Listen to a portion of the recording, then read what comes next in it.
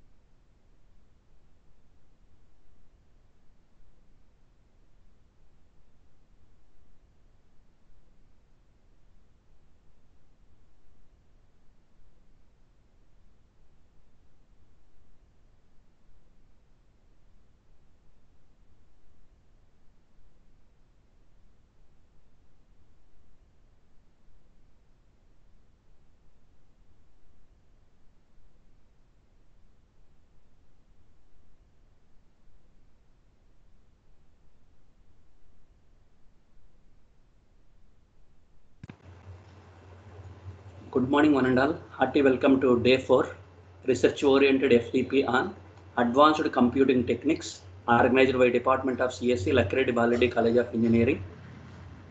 Today is the last day of our 4-day research-oriented FDP program. Today resource person Dr. Rajesh H. Kulkarni Garu. He will join within 2 minutes.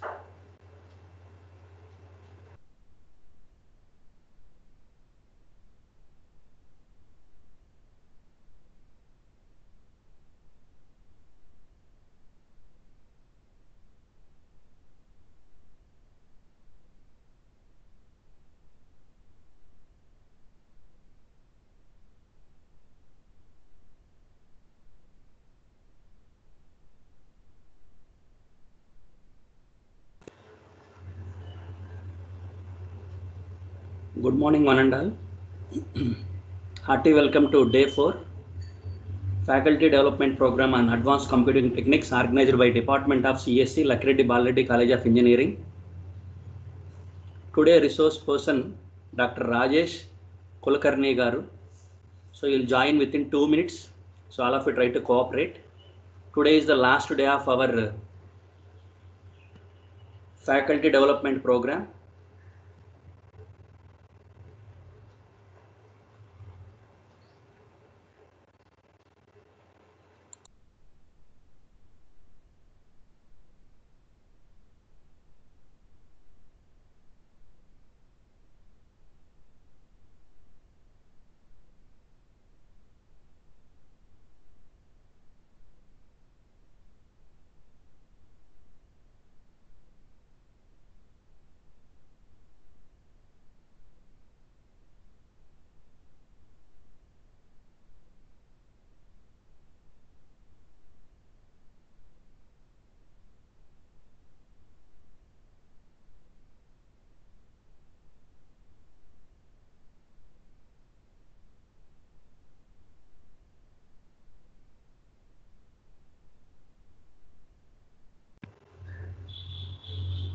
Very, very good morning to one and all. Welcome to this 4th day research-oriented faculty development program on advanced computing techniques, organized by Department of CSC, Lakreddy Balreddy College of Engineering. Today is the last day of our research-oriented FDP.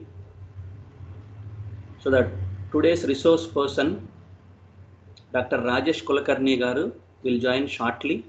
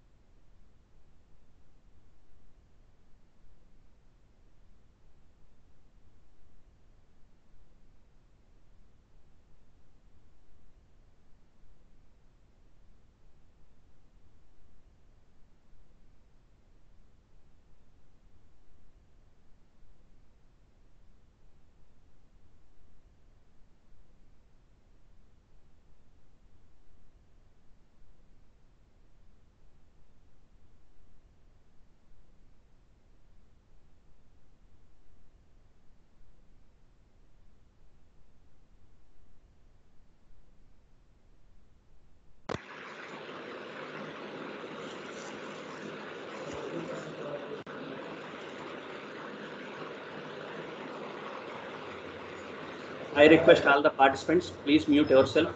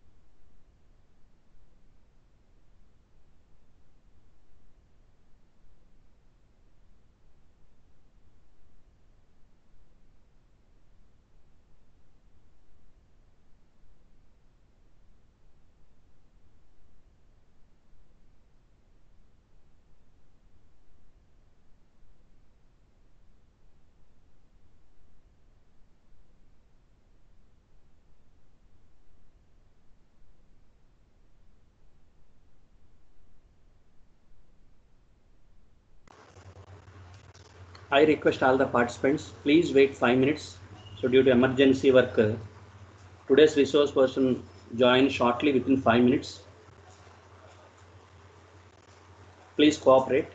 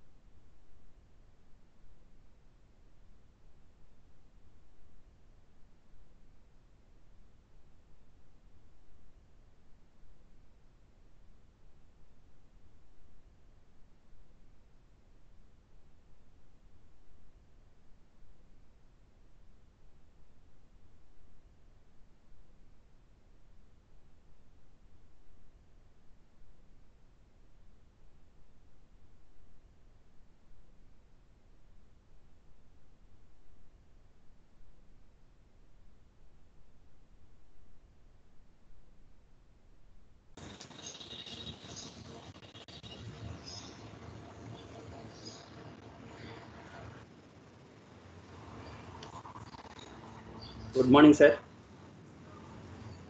Good morning. Am I audible and visible, Ashok Reddy sir? Yes, sir. Yes, sir. Thank you. Just wait 1 minute, sir.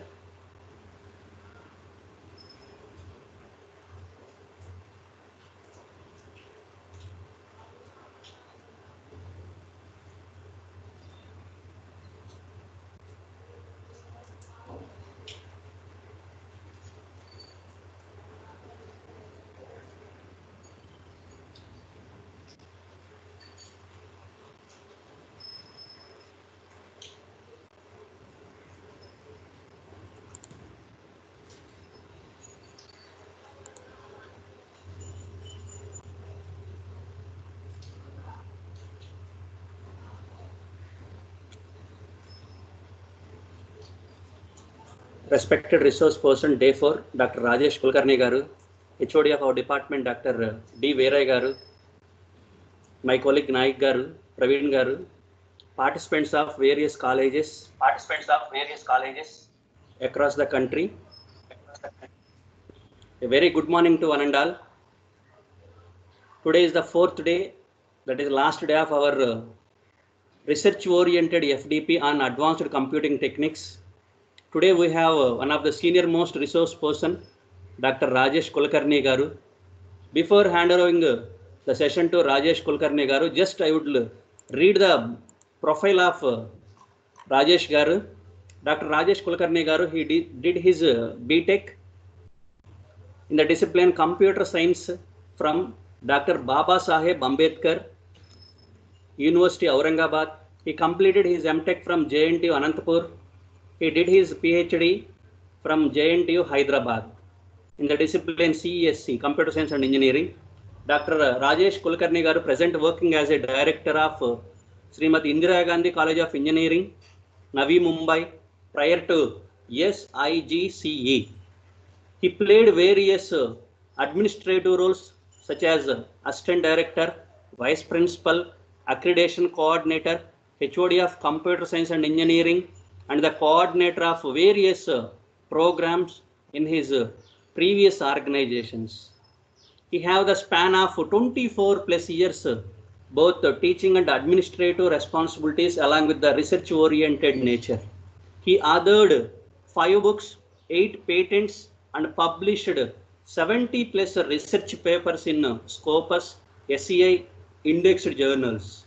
He completed his consultancy project also on data personalization for e-business Canvas, Pune. He established industry-sponsored IoT lab as well as machine learning lab. He has the prominent research areas like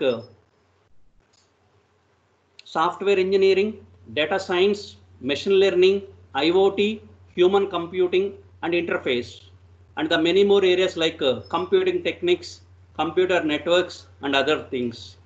Dr. Rajesh garu played a key role for his academic tenure and initiated many MOUs and bringing various collaborations with the foreign universities.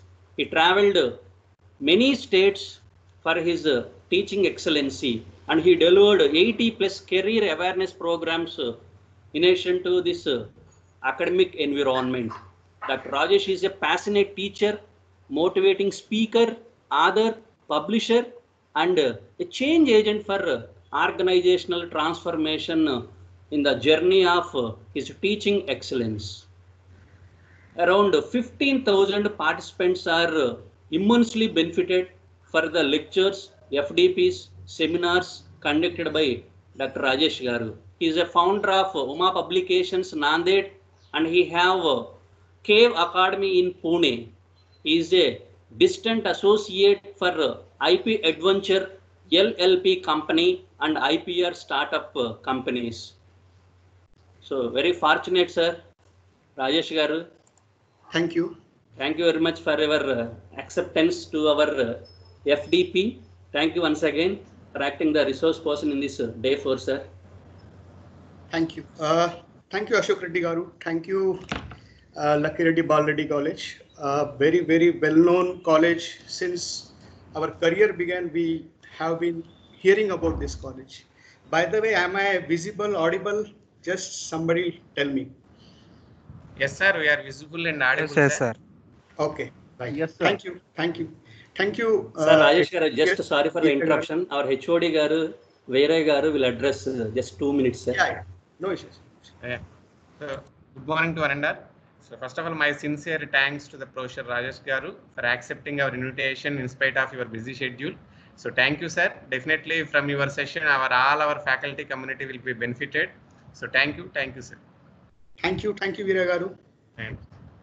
Once again, thanks Ashok Reddy sir for such a long introduction. I got worried the moment you introduced me because I felt a lot of baggage is there. Anyways, I'll try to justify whatever you told about me. This is what is our today's topic, predictive analytics, few case studies. Some housekeeping.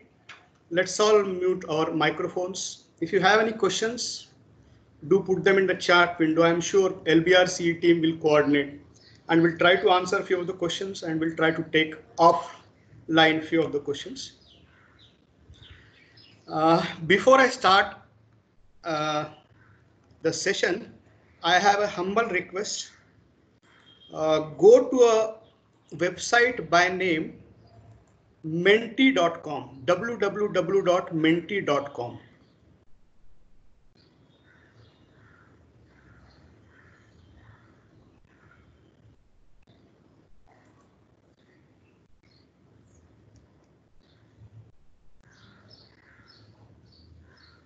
I'll repeat. The website is www.menti, menti.com.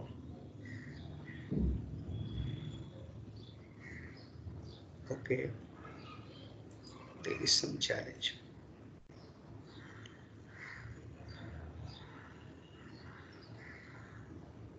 Give me a minute.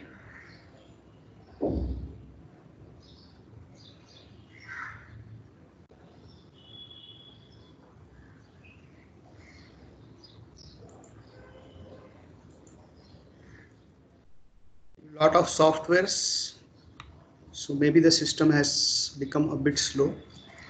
I'll try once again, or else we'll continue with the presentation.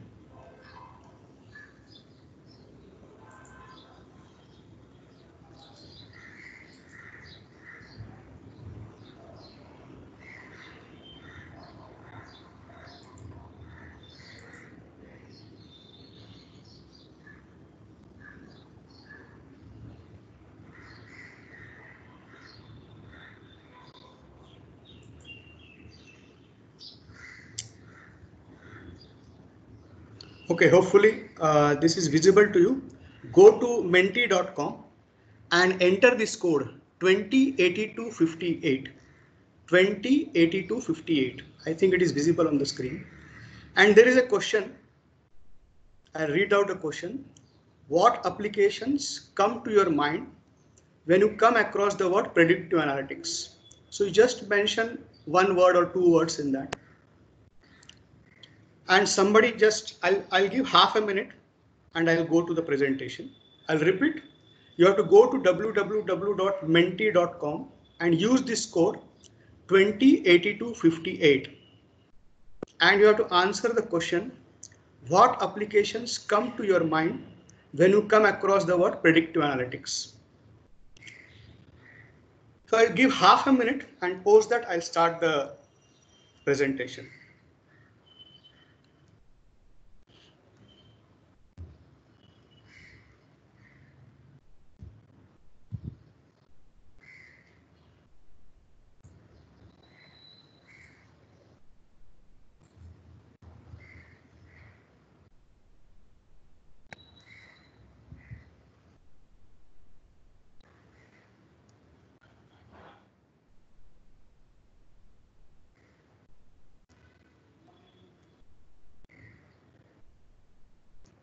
So I'll start with the anatomy of analytics.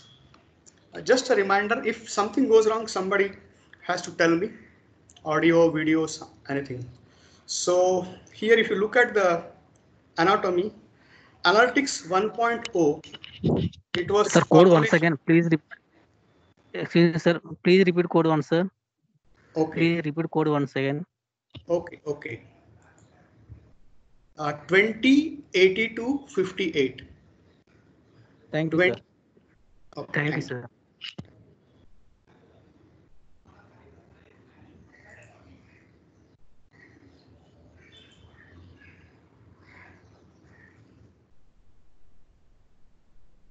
Okay. So if you look at the anatomy of analytics, you have 1.0, 2.0, 3.0, just for our sake of convenience. So 1.0 was the era of data warehousing and business intelligence. And we know data warehousing is used to capture the data, and business intelligence software is used to query that data. Here, we also pretty well know that more time was spent on preparing the data than analyzing the data. Coming to Analytics 2.0, the emergence of Hadoop, NoSQL, that is unstructured data, cloud for storage and analysis, machine learning methods, this was 2.0. And Analytics 3.0, it is intelligent offerings, big data, analytics, IoT. So this is the era of data enriched offerings.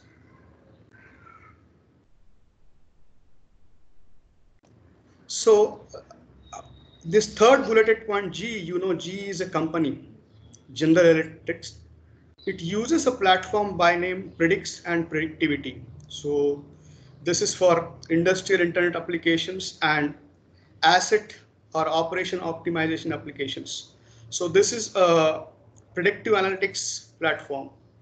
Some other company uses intelligent fleet management, energy management. Some other company uses asset and operation optimization services. So these are the practical examples of companies investing in predictive analytics for better savings, time, money, and all. Again, there is one more company by name UPS, which uses a platform by name Orion, on-road integrated optimization and navigation. We also pretty well know Google, Amazon, and companies like them have prospered because they have given intelligent decisions and intelligent actions than information. Coming to analytics, as you can see, we are trying to categorize here analytics as exploratory data analytics, confirmatory data analytics, qualitative data analytics, predictive data analytics. So exploratory data analytics deals with patterns and relationships in data. Confirmatory data analytics is hypothesis proof, yes or no. Qualitative data analytics deals with analyzing the audio, video, image, text. Predictive data analytics, we know the meaning of this, at least from the word, that from the past data, we are going to predict the future. This is what we can say regarding predictive analytics. It's a way to predict the future using the data from the past. It uses statistical techniques from data mining, predictive modeling, and machine learning. The global market is projected to reach approximately by $10.95 billion by the year 2022.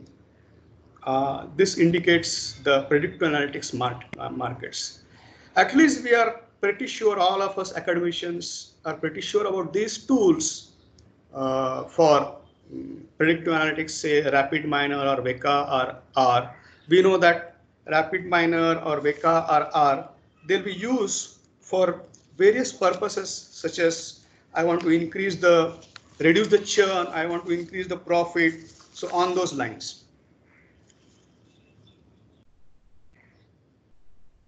For me, what is the significance of predictive analytics? Why it is important to me, predictive analytics? So I'd like to share my story with you.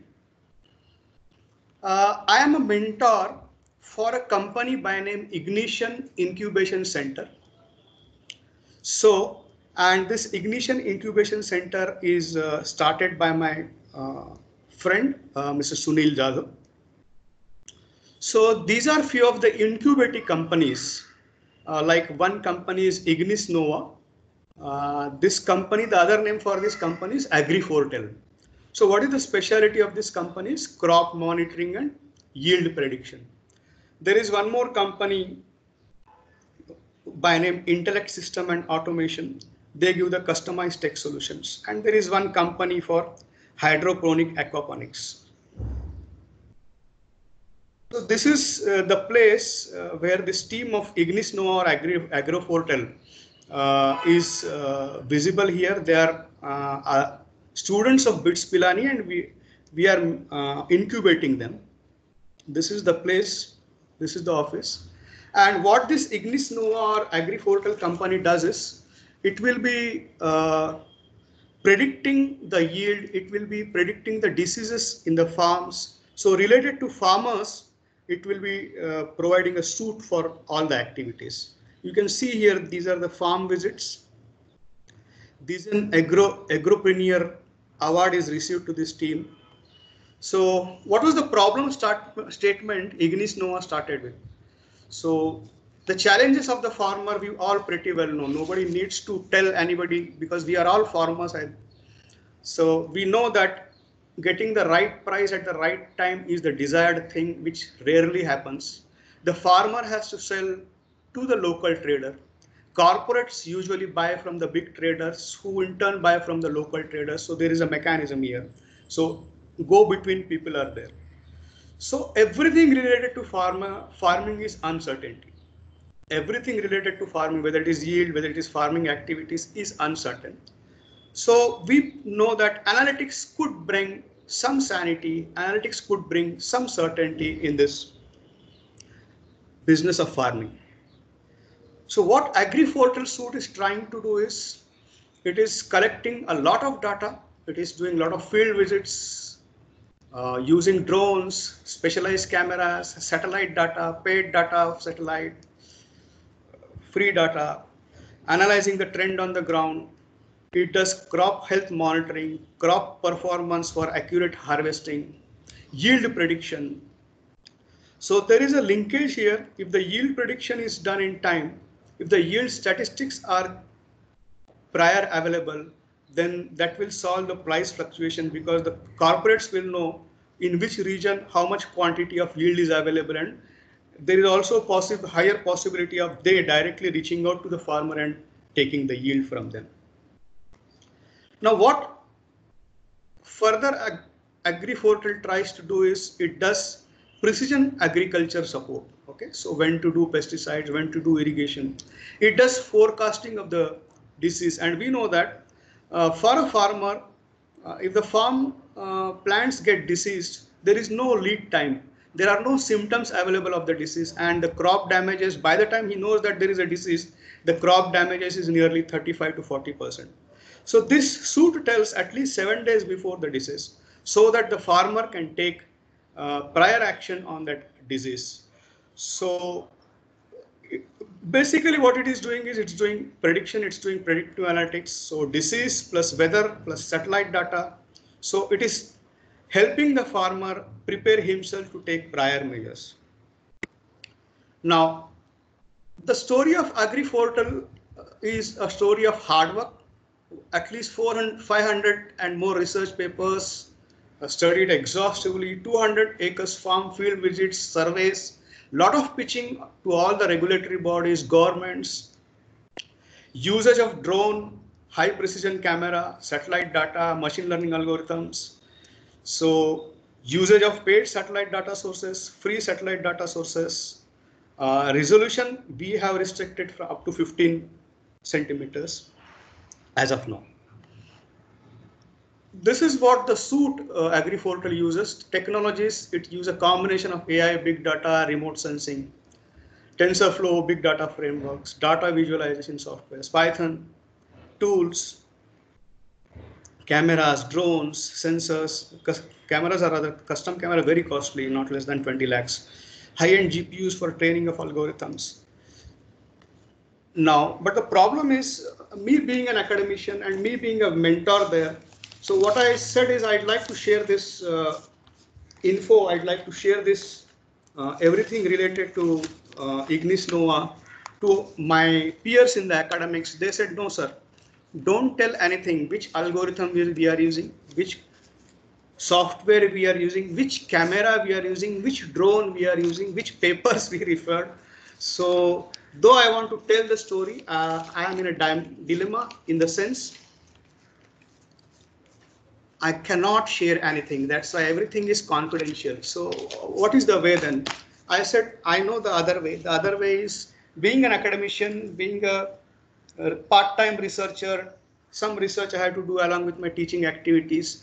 I can show or discuss with my peers some related papers, some related case studies. So that's what is today's agenda. Surrounding AgriPortal predictive analytics activities, machine learning activities, but not exactly telling anything about AgriPortal and sharing whatever is available in the domain, related algorithms, related predictive analytics, related material with you. So I'll start. These are the 3 case studies we are trying to reach out, not fully, partially. One is rainfall prediction, because this again is related weather prediction, water resource planning, nature hazard prediction. It is related to our problem statement of AgriPortal. Machine learning algorithms, Weka tool, because we all know Weka is a very strong tool which is a library of machine learning algorithms. Then a case study of an evolutionary algorithm. It's a mix of everything, clustering, a genetic algorithm, Bayesian. So let us see. But hopefully you remember this. We all know it. Only thing is at this instant whether we remember or not. The data either is discrete, the data either is continuous, the data is categorical data. We know the meaning of categorical data. Is it not male or female? Yes or no? We know the meaning of continuous data. There is a range 0 to 100. We know the meaning of discrete, some value, some number.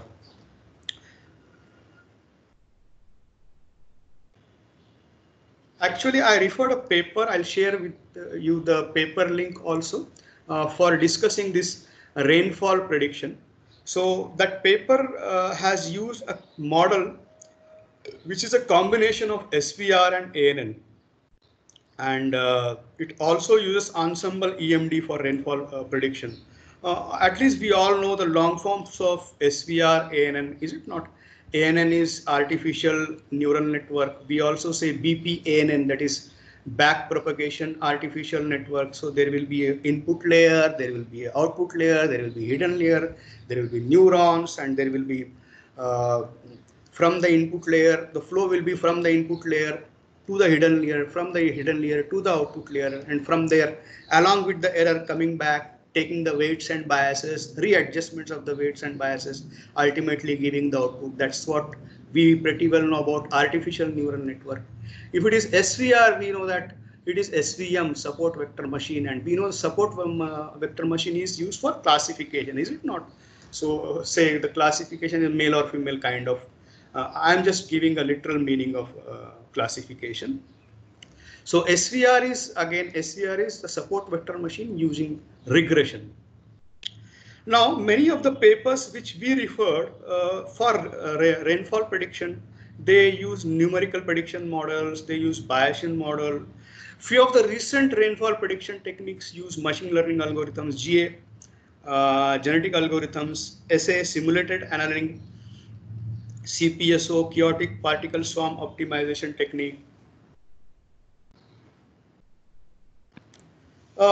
This paper discusses SVR ANN combination along with EEMD. So EEMD, in this EMD, E is ensemble. So it's a ensemble EMD technique.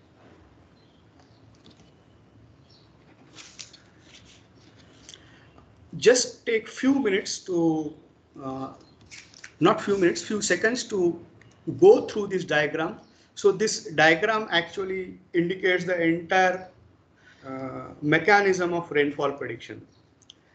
Take at least a minute.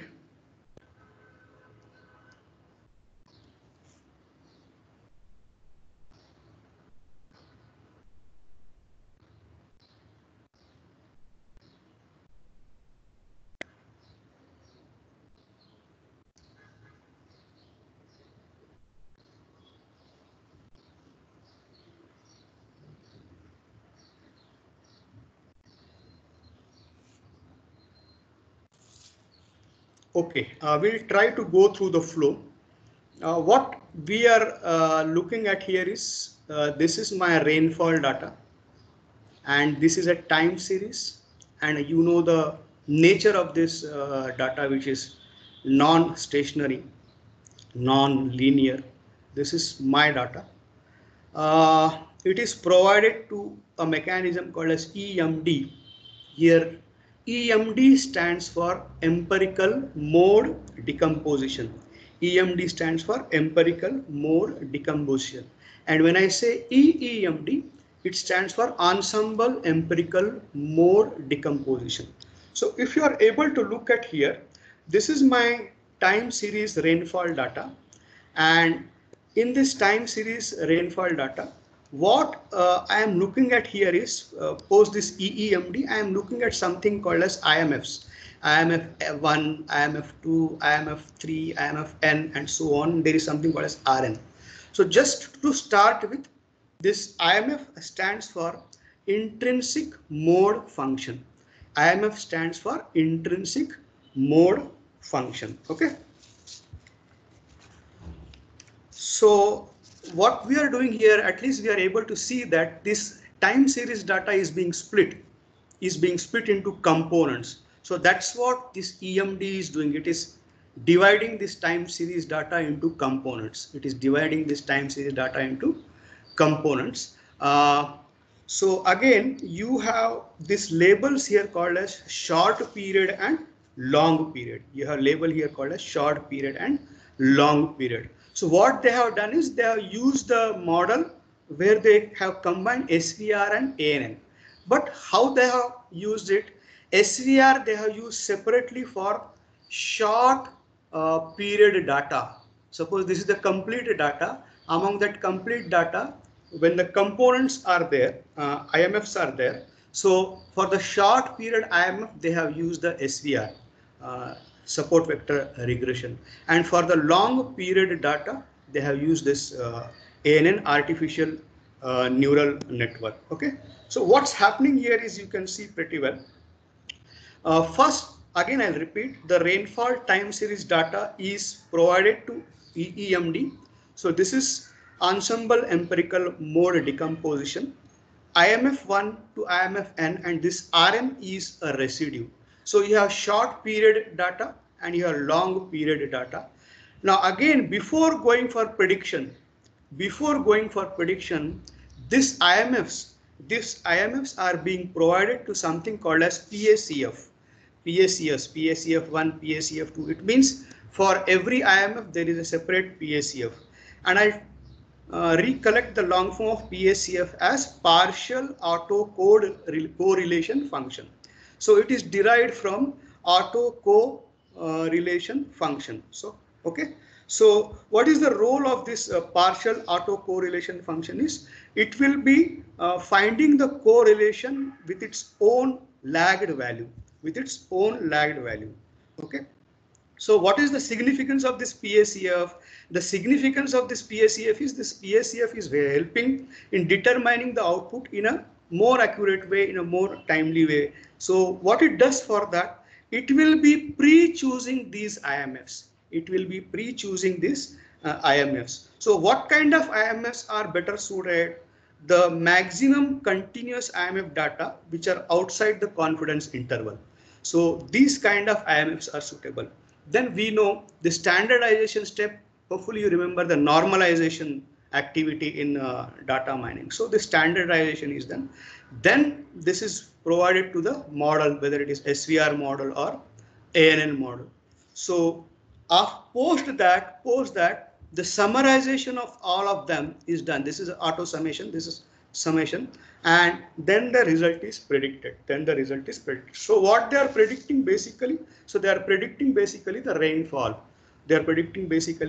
So they may be using data sets which are available from the past of very long time, 10 years, 20 years, 30 years, a short period like 3 months, 4 months, 6 months, or they may be using some other source of data.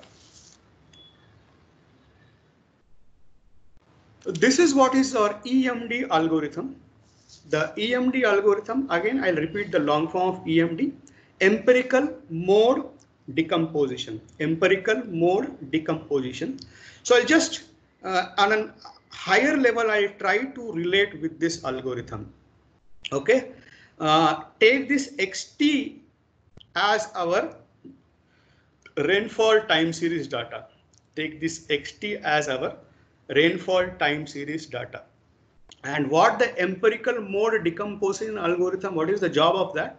The job of empirical mode decomposition is it will be giving you the IMFs, okay? Intrinsic mode functions. So each intrinsic mode function is unique. It has a different mode of oscillation. Means it has a fixed frequency or period. Now, you have to look at the inner loop and there is an outer loop. There is something called as a stopping criteria 1 and there is something called as a stopping criteria 2. So let us look at the inner loop. So in the inner loop, there is a local maxima and local minima of the time series data are calculated. These are the extrema data. Then you take the upper and lower envelope. Then you find out the mean. So here in this step, what you are doing is you are reducing the mean from that time series data. Then you are checking the stopping criteria 1. Then you are using the stopping criteria 1. So what is the purpose of a stopping criteria 1? Or what is the purpose of this inner loop is it will be generating a single IMF. Now again you are seeing there is one more stopping criteria 2. And here what you are seeing is you are seeing it as an outer loop. So this outer loop will be stopping when the residue becomes monotonic function. When the residue becomes, here you are saying RK here, is it right? So RK is the residue of the time series data. So again, I'll just to clarify, there is your time series data. This time series data, you are breaking them into components. These components, you call them as IMF 1, 2, 3, 4, IMF n, and at the end there may be a residue. So that's how this residue word comes, okay? And the stopping criteria will stop this algorithm when the residue becomes a monotonic function. So the residue becomes the monotonic function means what? It will no longer be further generating any IMFs. So the purpose of EMD algorithm, at least on a higher level, we could relate to it. And let us again just recollect what is this? This is rainfall prediction, and what model it uses? It uses ensemble EMD plus SVR plus ANN, and SVR for short period interval data and ANN for, or BP ANN for long period interval data. This is what is, we are all familiar with this BP ANN algorithm, all of us. You have an input layer, the hidden layer, and the output layer, is it not? So this is a back propagation artificial neural network. So that is used for training, and we know that it works in two phases. The phase 1 flow is like this, and the phase 2 flow is like this, is it not? From input to hidden, from hidden to output, and again output plus error back to hidden plus weightages adjusted for plus biases. So that's what is our BP-ANN model. And again, on a higher level, this SVR-ANN algorithm, if you look at this, I'll just take few of the keywords from this, like this IMFs. So how IMFs are generated? IMFs are generated using this EEMD model. And EEMD model is provided with what? Data and white noise. Okay. So EEMD, if you have EMD plus EEMD, you are adding a white noise to it. And white noise for each separate IMF is different. White noise for each separate IMF is different. And when I refer the word lag, so there is a data and there is a data which is lagging to it. So let us say data is 5 number and the data lagging to it is 1, 2, 3, 4. So what you are trying to do is you are trying to find out the autocorrelation, okay, using, and that too partial autocorrelation function.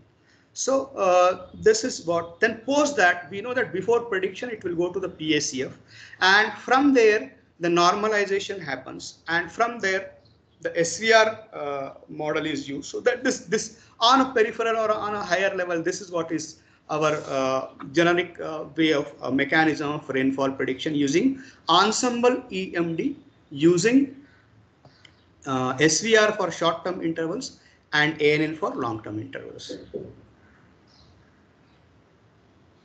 Okay, so this was, I may be rushing a little bit because I want to justify all the 3 case studies at least partially.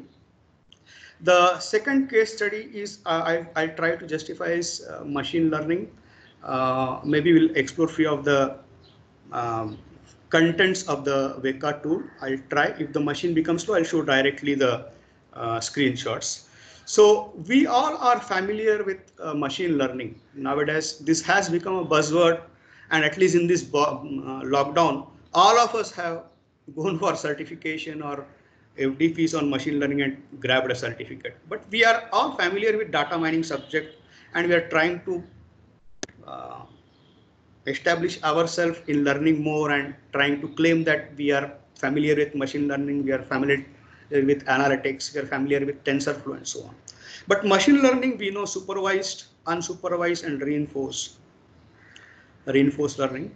So when it is supervised learning, there is a word called as supervised. Supervised is supervisor. Supervisor is guide. Guide is teacher.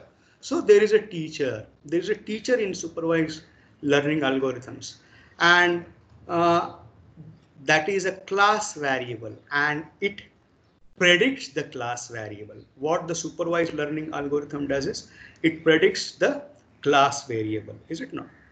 So your data will be in the form of rows and columns, and they'll be having many attributes, they'll be having many instances. Suppose 50 rows are there, 100 rows are there, 1000 rows are there. We say these are the instances of the data, and columns are the attributes. And among all the attributes, the last rightmost attribute will be the class variable.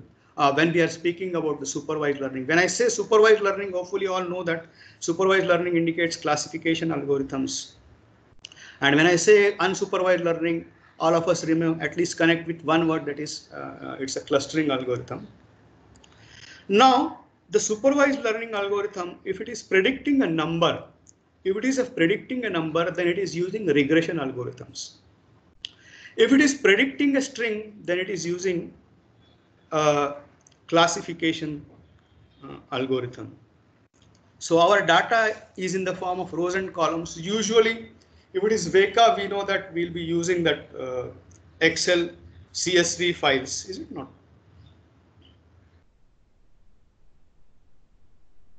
I think this is repeated. I'll try to browse through that Weka tool. If possible, my machine has become very slow. If possible, we'll try to do that. Else, we'll try to see the screenshots.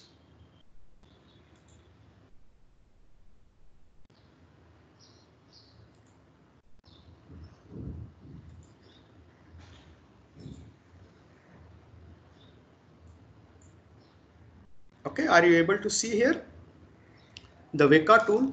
Again, you being younger, you are more familiar with Weka, but I just wanted to connect with this because we know that most of the machine learning algorithms can be implemented using Weka. Rather, Weka is a library for machine learning algorithms, is it not? You're able to see here Explorer, Experimenter, Knowledge Flow, Workbench, Simple CLI, is it not? So these are the metaphors. And I know that Weka is a tool which will be used for implementing the machine learning algorithms, implementing data mining algorithms, implementing a lot of statistical algorithms, even whatever case study I mentioned, whether it is Ensemble EMD, whether it is SVR, whether it is ANN, they are also can be executed using the Weka tool, is it not? So whatever you can do with Explorer, you can do with Knowledge Flow, and whatever you can do with Knowledge Flow, you can do with Workbench. There are different ways of doing things. Give me a minute.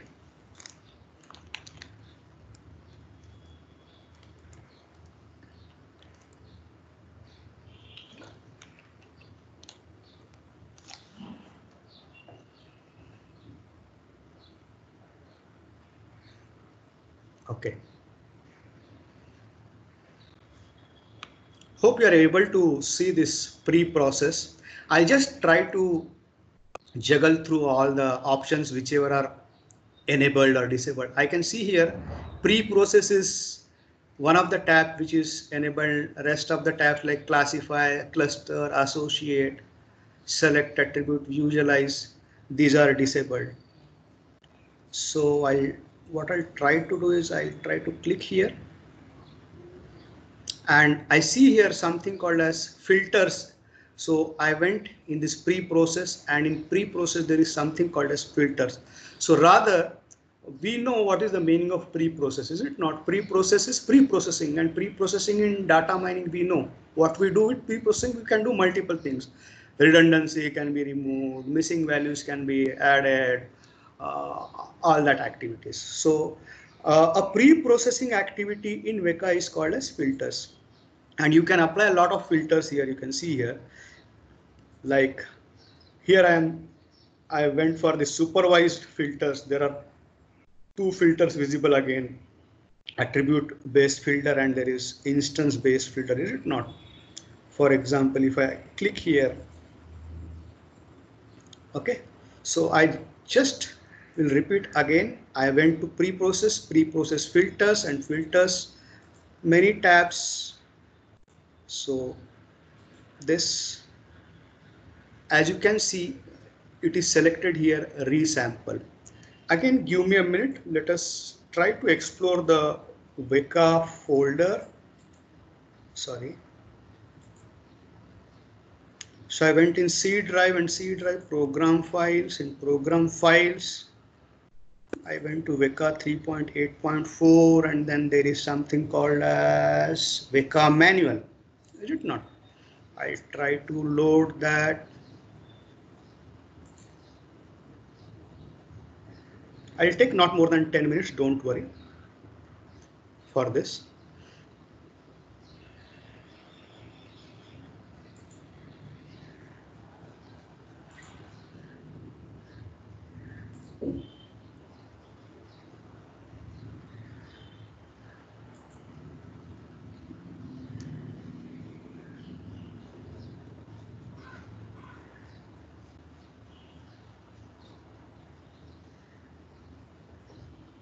Okay.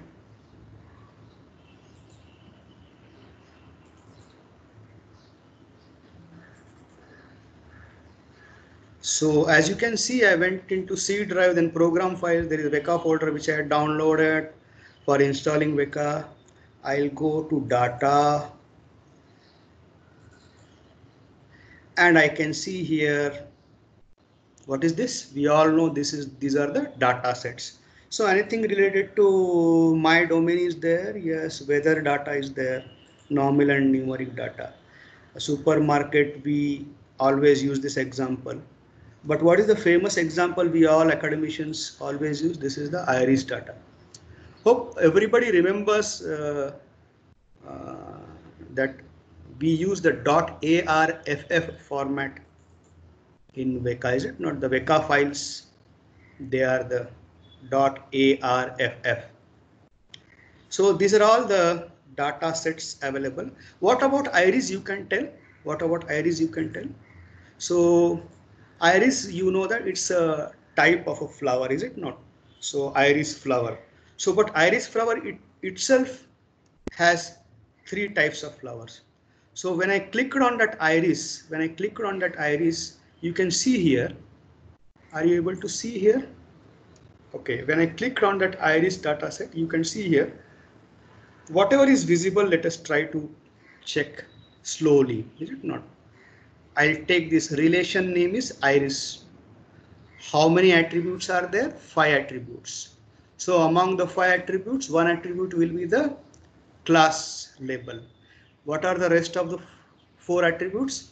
Sepal length, sepal width, petal length, petal width. So total 5 attributes are there. I'll just click on sepal width. Then I'll click on petal length, petal width, then the class, is it not? So when I'm clicking on these 5 attributes, something on the right down column is happening, as well as something on the right up column also is happening. Let us try to see that. So where am I? I am at the attribute class, and here how many instances are there? The instances are 150. What is the meaning of 150 instances? The meaning of 150 instances is there are 150 rows.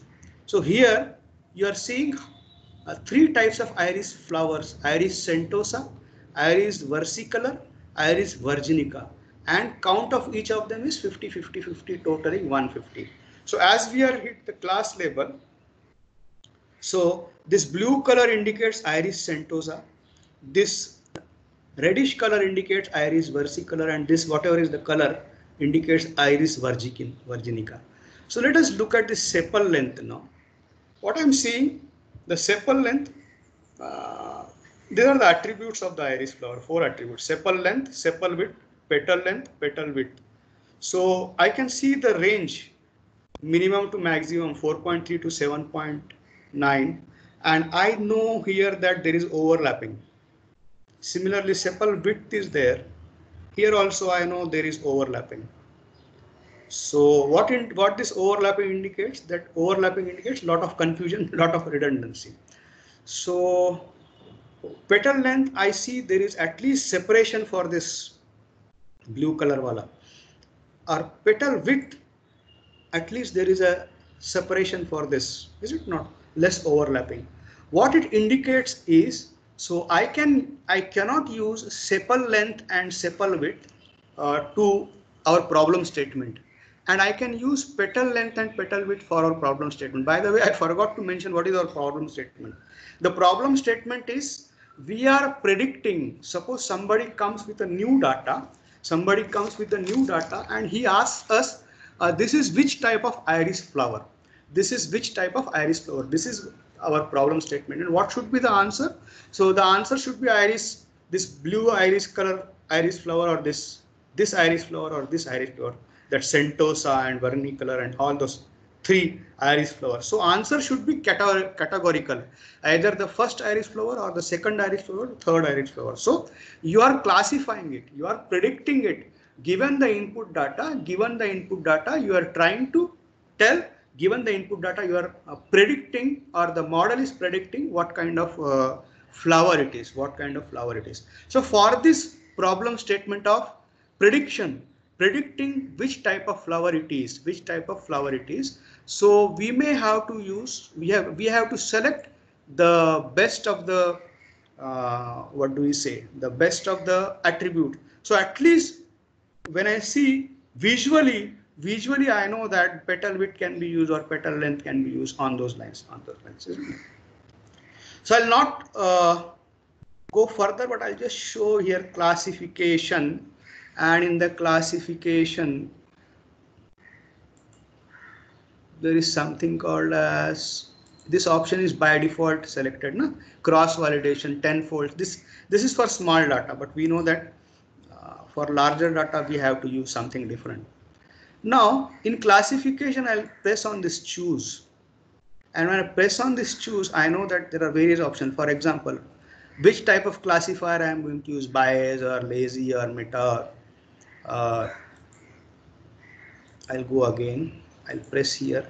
So I know that I can use various type of classifiers. Like I may be clicking here something called as J48.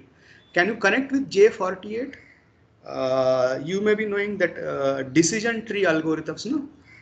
One of the decision tree algorithm is C45, something like that, or related to card. So we have selected that. We have selected dot. So what exactly happens here is, I'll not go further here, but the work in the Weka happens in three phases. The work in the Weka happens in three phases. There is a training phase, there is a testing phase, and actually then the prediction phase. And for training, you will be basically your data set, you are going to split your data set. So you know pretty well from where to take the data set. You take the data set, you save it as CSV file, and then you split the data set. So how you are going to split the data set? 2/3 will be for training and 1/3 will be for testing the data. Post that, you pre-process it, you select a particular attribute which is more suitable to distinguish, or which is more suitable for our problem statement. Then you train it, then you test it, there is a model developed. Once the model is developed, you have to save that model, and whenever new data comes, you have to just load that model, load that data, and you have to do the prediction. I'll try to see if any screenshots are available related to this.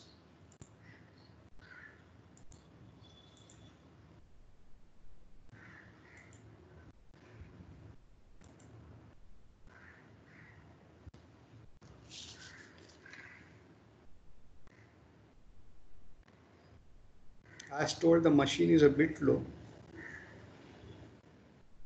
So as told, we had seen these metaphors, and we know that whether it is Explorer or Knowledge Flow or Work, these are used for data mining algorithms. We know Weka has .arff extension, and you can open them as .csv files, your flat files, two-dimensional flat files. You had seen that Weka source, the directory is there now, Weka 3.8.4. The source code, you know, in Java, you can make your students explore the source code as it is openly available. And we had seen one of the data sets called as Iris. We know that Iris, 3 types of flowers are there, 4 attributes, 1 class. And the problem statement is we have to distinguish which type of flower it is whenever the new data comes.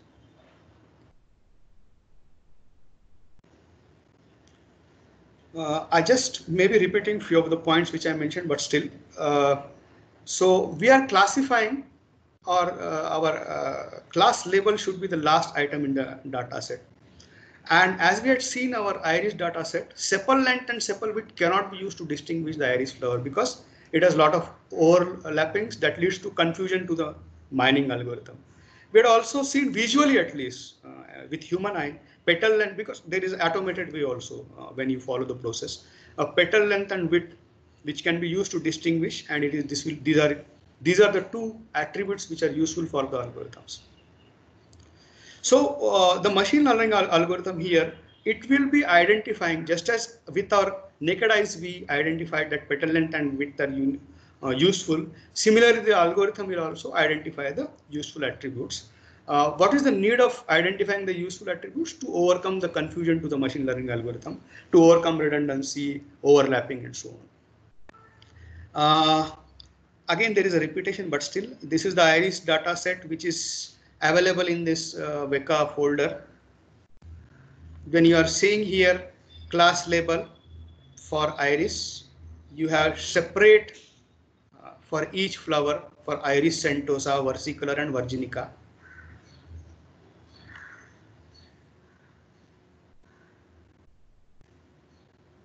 A pre-processing activity in Weka is called as filters.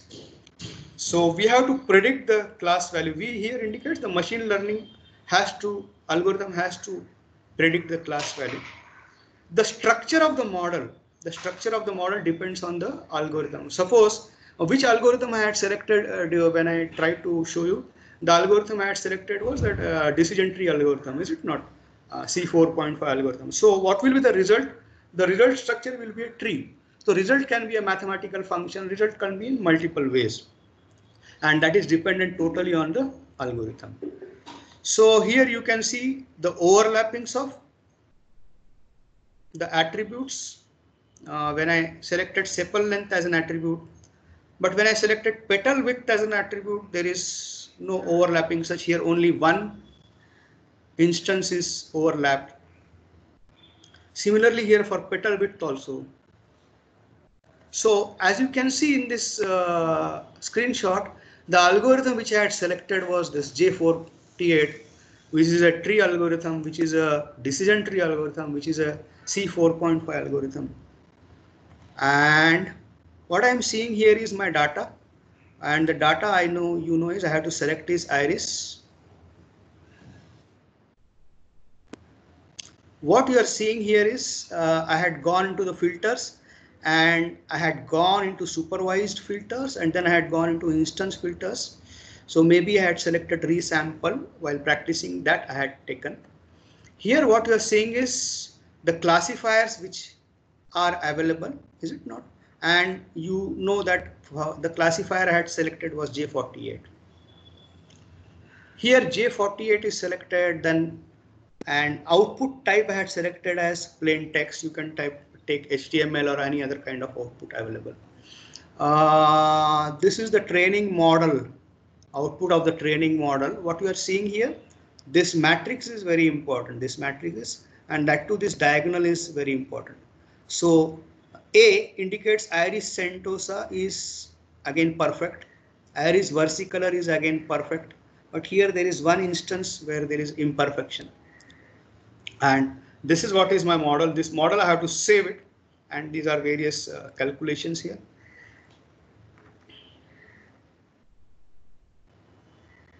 Is it not? So I had saved the model, and whenever the new data comes, I have to load that model. Okay. Always remember here, the class should be mentioned as class. Okay. So what happened is I just tried to juggle through the Weka tool and try to relate with it. And when I was juggling, you could say that a person like me, if I can juggle, you can do better than me also. So there are many of you here who are attending this session and have done Weka practicals too. So I have a request to you. The request is, can you help me out with prediction of this iris flower? With the prediction of this iris flower means you do the entire cycle of training, testing and predicting with the new data. So for that you can take anybody's help, or for that you can, if you are familiar, you do it on your own and try to mail me the solution. Try to mail me the solution. Now what is, why and how, when and how? So you can do later post this session, take your own time and send me. But why I should do it? Okay, at least there is a small thing. The first 3 participants who will be submitting their assignments to me, I'll be sending my forthcoming book, Golden Steps and 5 Years to Success, as a small gift. Hopefully I'm not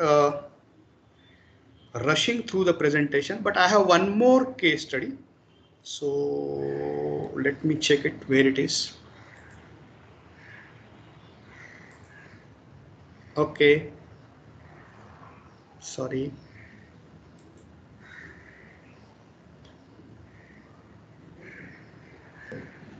Okay, I just take a minute to go through this data.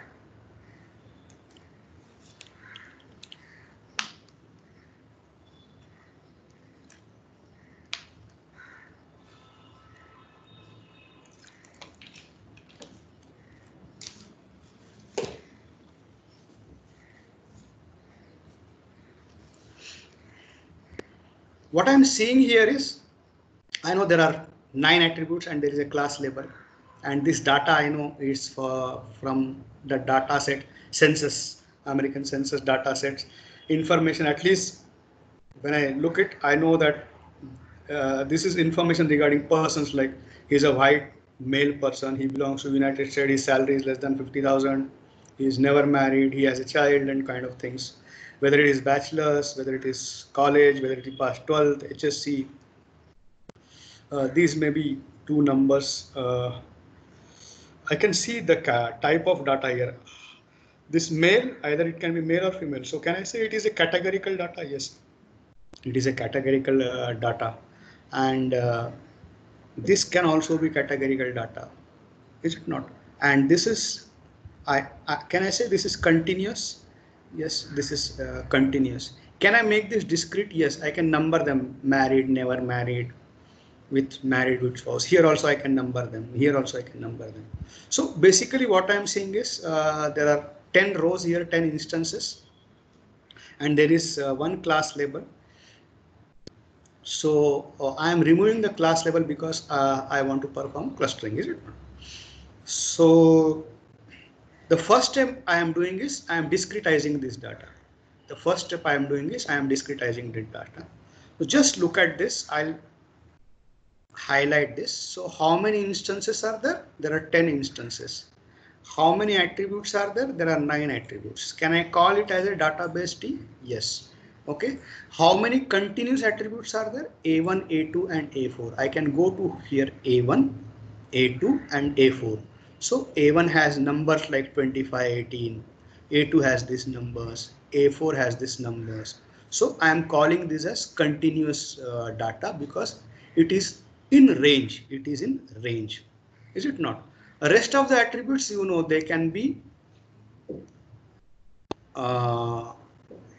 converted into discretized form. For example, A3 can be for 10th, for graduate, for 12. We can assign for bachelor's 1 number, for 10th 2 number, for associate 3 number, some college 4 number.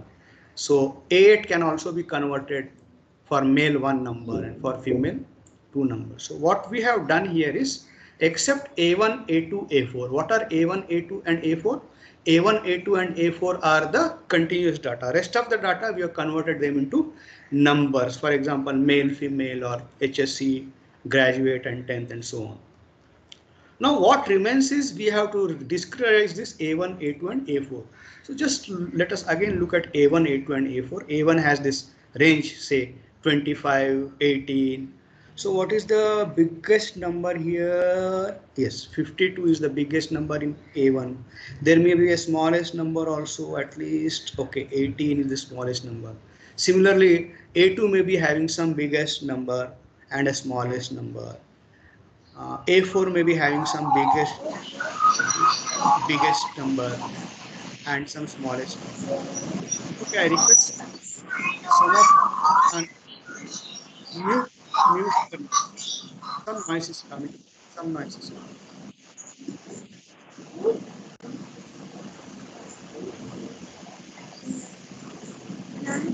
Am I audible?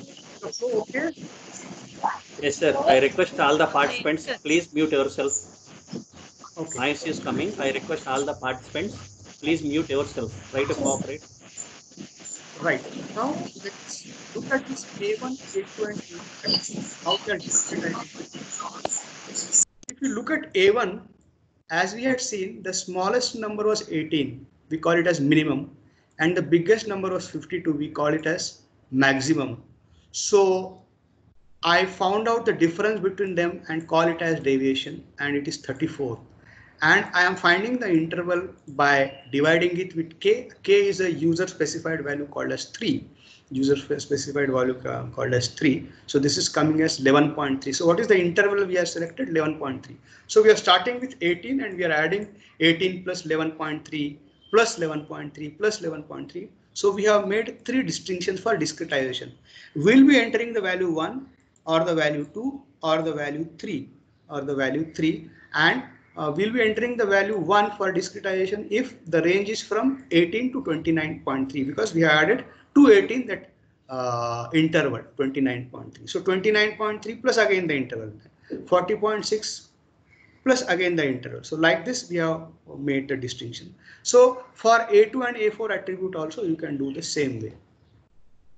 Now what you are seeing is A1, A2 and A4 are also discretized. So our data set, if you would remember, there were 9 attributes, there were 1 class label. Now you can see everything as in discretized form, as in number form, Now what is the second phase is we are doing subset formation. As you know, we are going for clustering, and which formula we are using here? We are using the Euclidean distance formula. So let us take the data sample D1. Okay, let us go for D1, is it not? D1 values are here. Okay, 1, 2, 1, 1, 3, 1, 1, 1, 1, 1, 1, and so on. So what I did was the first instance, I just took the distance of D1 with D1 itself and it came to 0. It is pretty sure. Then we'll be taking distance from D1 to D2, Euclidean distance, the value is this. And for rest of them, the Euclidean distance values are there. Is it not? So 0 is there, then 2.236 and so on. So here for all with the D1 we have calculated the distances. Okay, so what we are doing is after that we are taking the top 3 data samples. Okay, with minimum distances. Which are having the minimum distances? At least D1 is 0, it is having the minimum distance. D8 is 0, having the minimum distance. Then what next? He says D3, so D3 is having.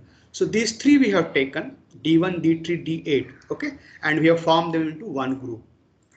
So similarly we'll be repeating for the rest of the data samples, is it not?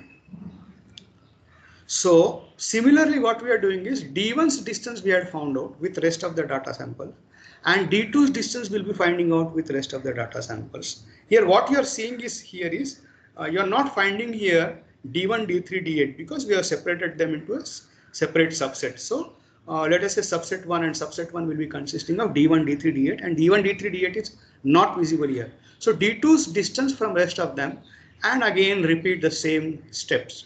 So again randomly we had taken D6. So we are going on repeating like this. So ultimately what has happened is we are having 4 subsets, subset 1, 2, 3 and 4. At least you can connect with the first subset, as we said, D1, D3, D8 with less distance are part of this subset. So next is something called as genetic algorithm. So what we have done here in the genetic algorithm is we are defining the chromosome here. The length of the chromosome is n plus k. Here n indicates the attributes and k indicates the subset. The subset value is 4 and the number of attributes are 9 because we are not considering the class level. So what will be the size of the population?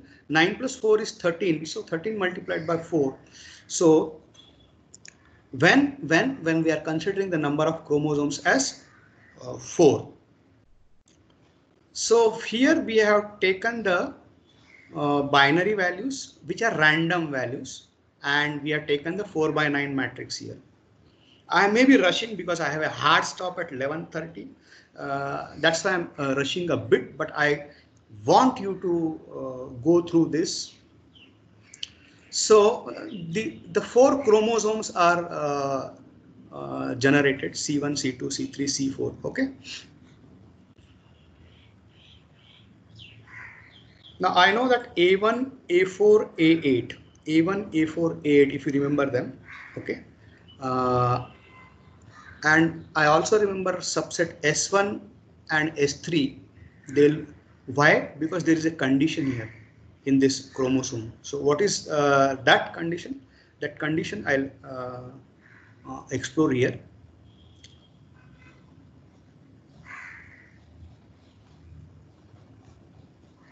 Okay.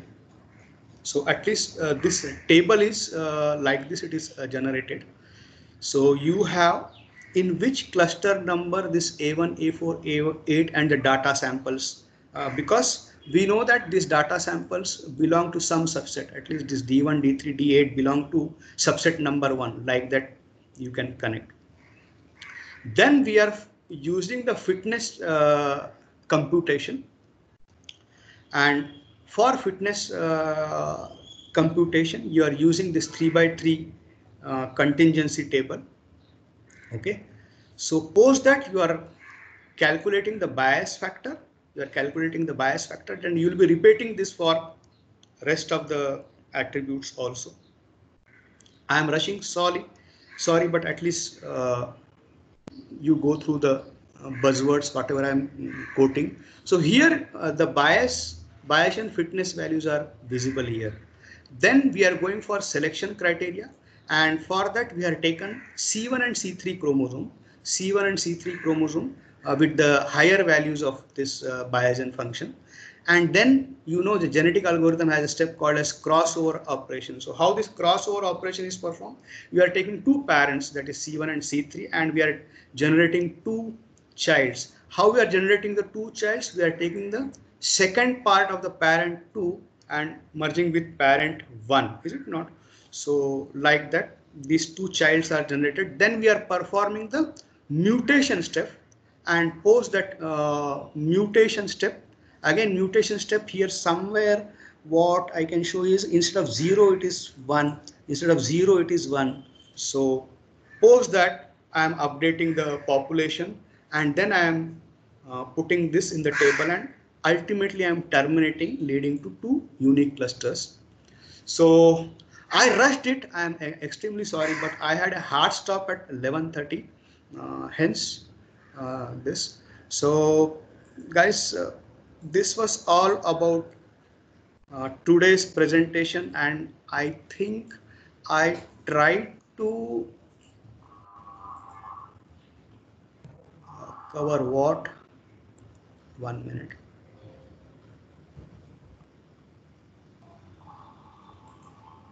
I said I'll try to at least partially cover this rainfall prediction, machine learning algorithms, Beka 2, then the evolutionary algorithm. I'll check whether that, give me a minute.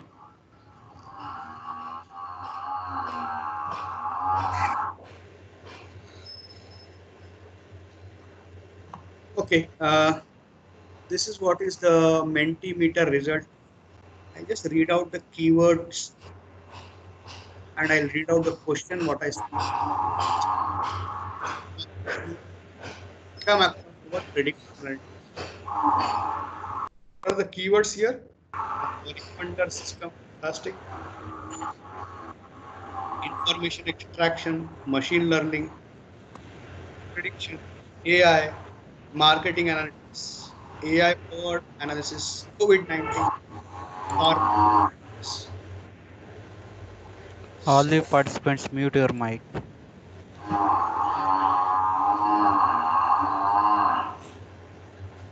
So that's it. Thank you for your attention, guys. And this was the paper I had referred, SVR-ANN combined model based on ensemble EMD for rainfall prediction by Xiang, a few other references. Thank you, LBRC. Thank you, participants. Hopefully, I tried to justify, but I know that the last part I rushed a bit. Sir, ready, sir?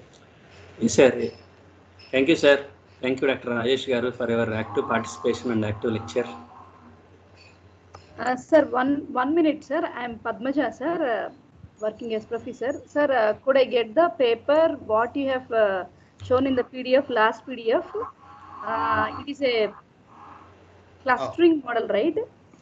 1 minute. I know you are a bit busy, but could you post it in that URL in the chat box? 100%, 100%. Thank you, sir. I can do better than that. I can share this paper with Sir, Reddy sir, and he will be sharing with you all. Yeah, sure, sir. Sir, it was a wonderful session. Thank you so much, sir. Thank you. Even though you rushed, it is good, sir, because we are all from CSE background. Okay. So we easily caught up what you said. Thank you so much. Thank you. Any participants, please raise your questions, at least one or two few. Please.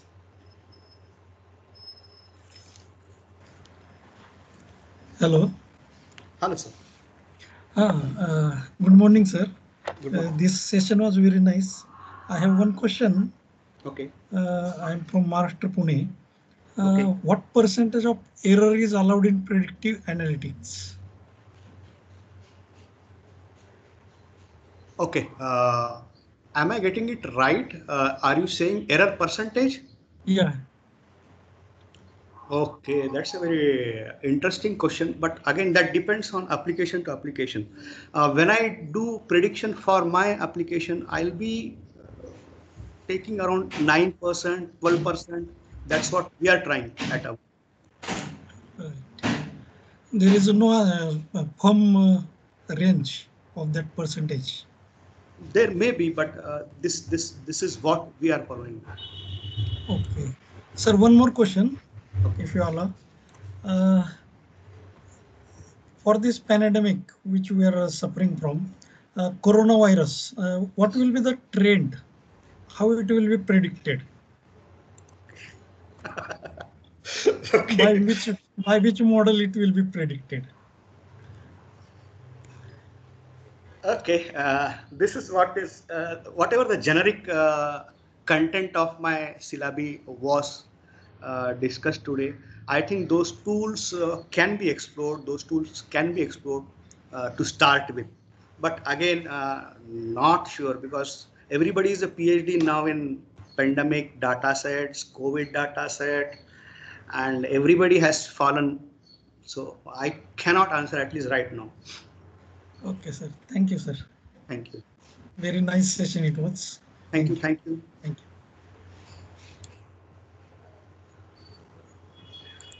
Any queries? Last participant, anyone?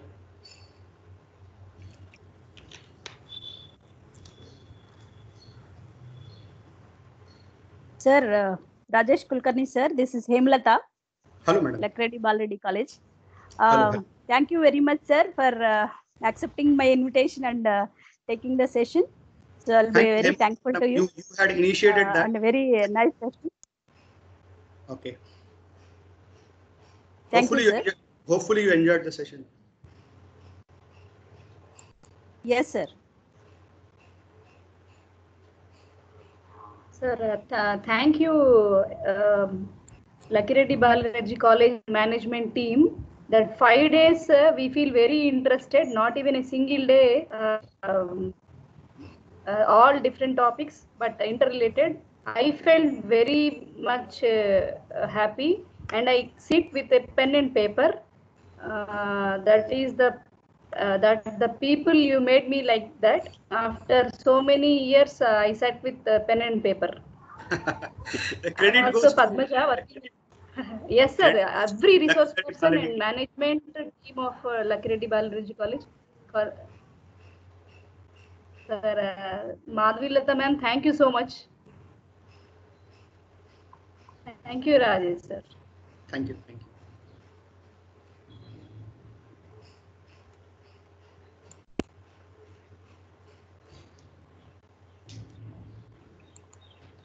Ready, sir? Are we closing? Yeah, sir. Yes, sir. Just 1 minute, sir. No issues. No issues. No issues. Yeah.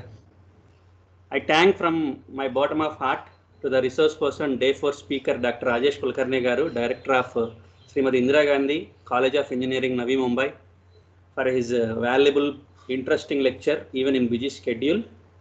Thank you, sir, for your interesting lecture on analytics, types of analytics, predictive analytics, case studies, especially rainfall prediction, and the concerned related issues regarding predictive analysis, machine learning, vector tool, data sets, case studies. Really appreciated your efforts, sir, towards discussing of all these kinds of information related to the expert lectures.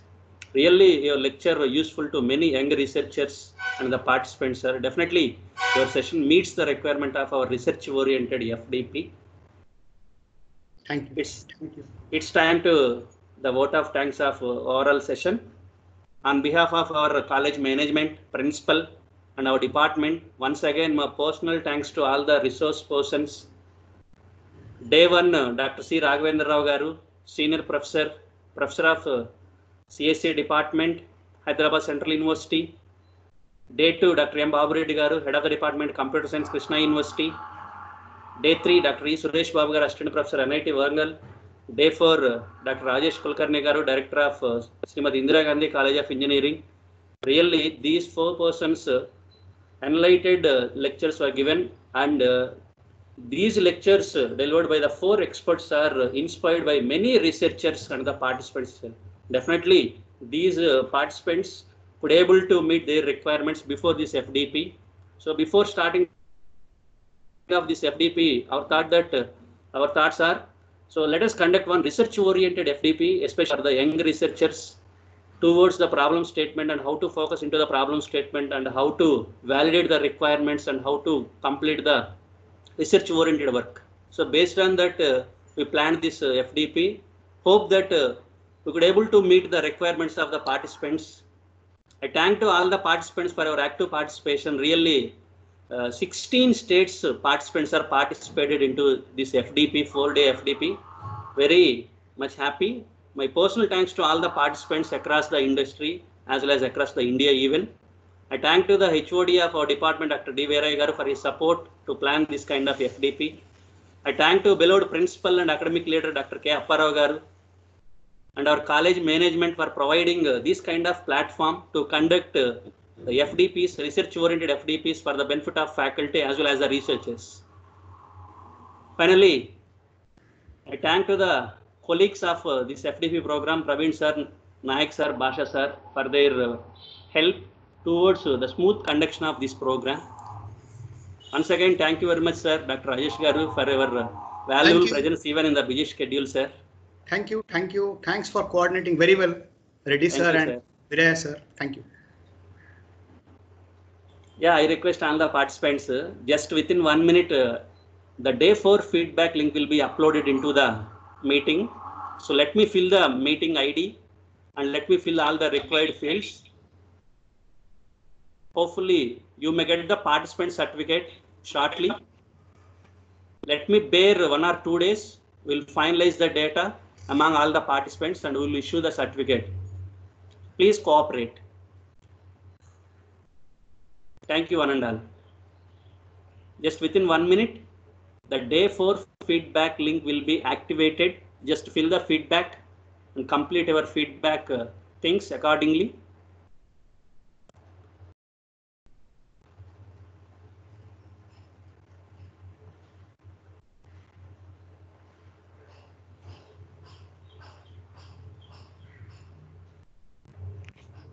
Yeah, already feedback link is provided.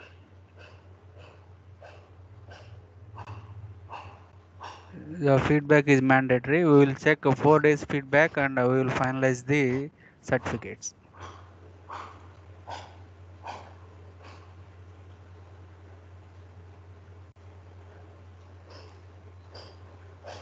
Please fill the things in the feedback link provided by the meeting.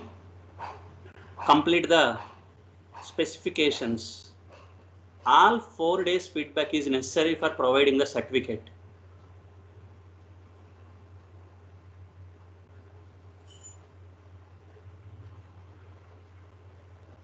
We will share the PPT of all the sessions in the WhatsApp group shortly by today or tomorrow.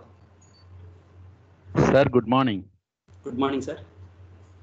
Sir, first day feedback we have not submitted due to some technical problems. Okay, so sir. second day onwards we have submitted. Okay, sir. This sir, is please what send your name and your particulars in the WhatsApp group, sir. Okay, sir. Okay, thank you.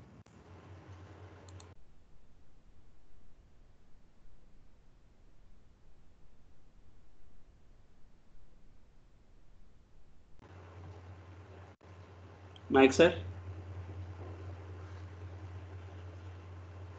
Sir. Sir, please coordinate, sir. I have a meeting at 11:30. Okay, sir. No problem. I'm leaving, sir. Thank you. Okay.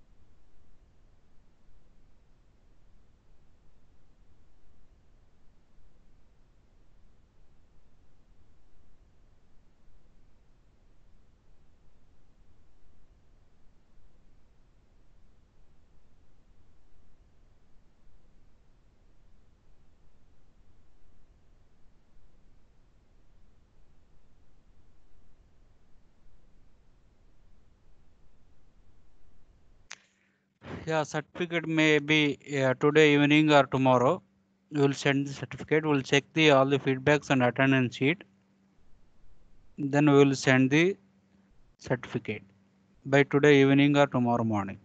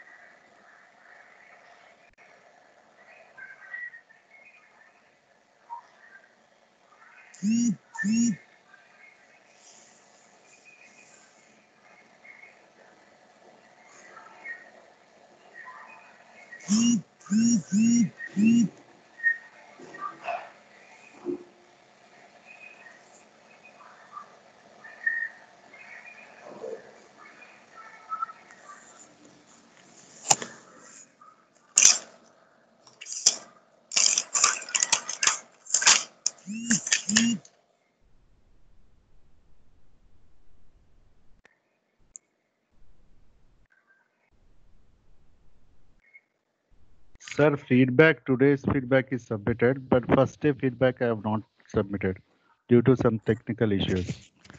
Sir, send your ID and your name in WhatsApp group. WhatsApp, it is showing admin only can send. Okay, I will enable right now. Okay, sir.